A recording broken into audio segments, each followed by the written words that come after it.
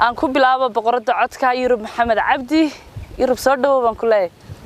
waan dhawahay walaal sagal maxaad noo haysaa maanta qoraxdii iyo jawigii iyo arladii iyo barwaaqadii arrimahan is wada galay waa la oran jiray Soomaa aad iyo tagalay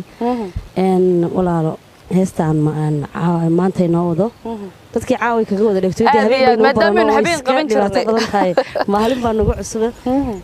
heestaan aan wado walaalo maanta waxa la yiraahdaa intaan qalin iyo waraaq la galo qol madow habeen qalbigu wuxuu mahanayaa inaan magacaaga qoro ayaa la yiraahdaa waxa sameeyay Axmed Cismaan Batoon oo aad u salaamayo abwaan qaaliya laxanku waa ustaad Xasan Saleebaan Dhuxulaaf Saalax oo aad isagana u salaamayo muusiguna deeyaa kale aad ciltire aad codkuna waa miskiinta aad waa hagaag daawasho wanaagsan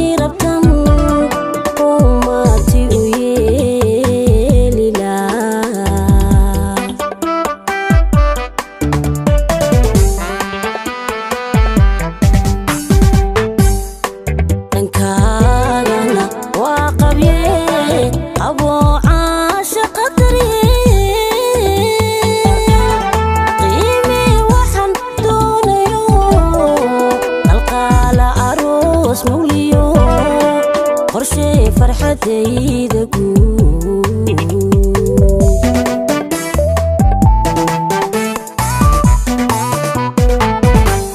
dhankagana waa qabye qabo caashaqa qiimi waxaan doonayo qaqalo aroos mugliyo qorshe farxadaydan guud qabyada noqotay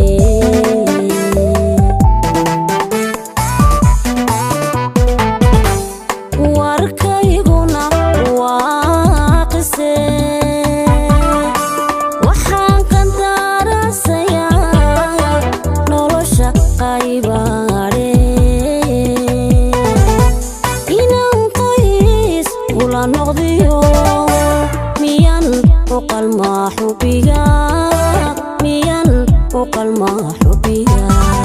war miyan u qalmaa xubiga miyan u qalmaa xubiga wiilo warkayguna waa qise waxaan qandaraasayaa nolosha qaybaha hadhe inaan qoys ula noqdiyo miyan u qalmaa xubiga miyan u qalmaa xubiga war miyan u qalmaa xubiga miyan u qalmaa xubiga